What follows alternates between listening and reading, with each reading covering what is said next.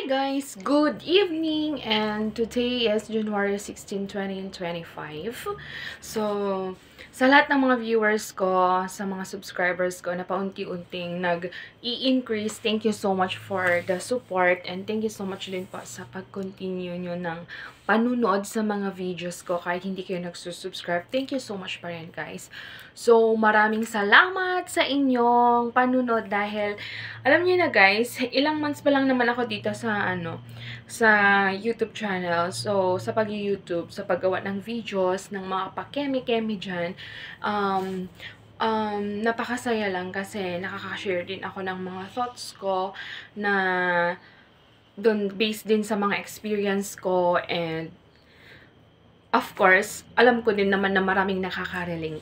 So, ngayong gabi guys, pag-usapan natin yung tungkol sa successful. Kung paano ba natin na-determine na tayo ay na isang nakamit natin or paano ba natin nasasabi na tayo ay successful na. So, maraming makaka-relate nito guys. So, sa mga gusto rin pong mag-share ng mga thoughts na pwede nating pag-usapan dito, na gawa ng content, pwede rin po kayong mag-comment sa comment section. Nagbabasa po ako.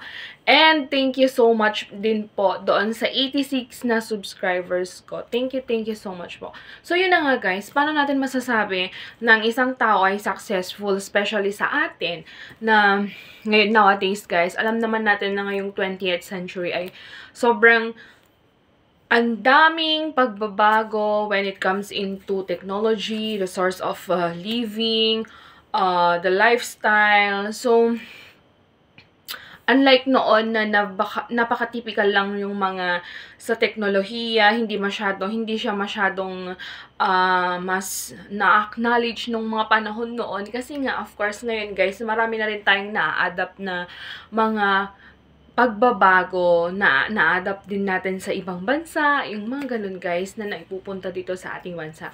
So, we are going to tackle about how to become a successful or how can you say or paano mo masasabing ikaw ay successful. So, lahat tayo guys may mga iba't ibang definition ng successful.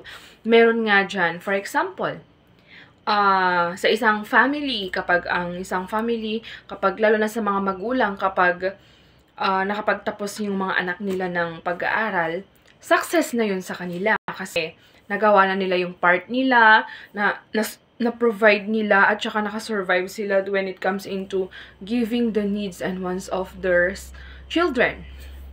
So, sa atin naman,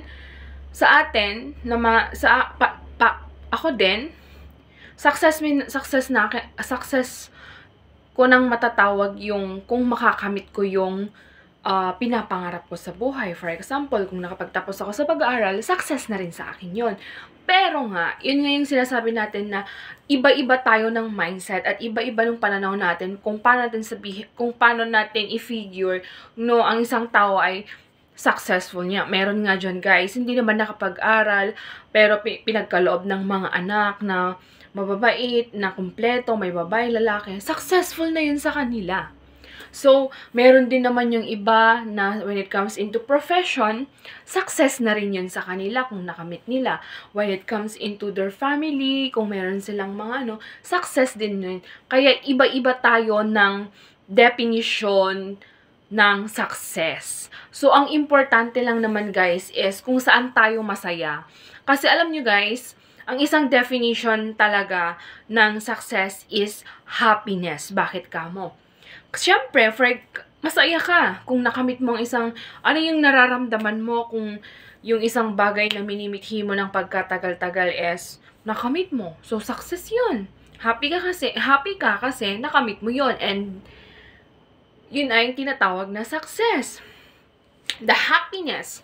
Kung maliit man yan, or malaki man yan, basta ang importante, yung nararamdaman mo is yung kaligayahan mo at yung kakontentuhan mo sa buhay.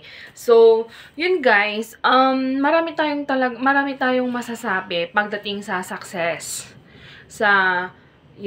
Pagbabago. Marami tayong pwedeng ilagay doon or pwedeng ipunta doon na mga iba-iba kasi tayo ng pananaw or iba-iba tayo ng pag-iisip. So guys, sa mga gustong share ng pwedeng i-content natin. Kasi nga ako guys, hindi, mahirap din mamili ng mga content guys. So, tulungan nyo ako para mag-work itong YouTube channel na to since 86 na yung mga subscriber ko. Thank you so much guys and sana support nyo ako sa susunod na video. Bye and good night!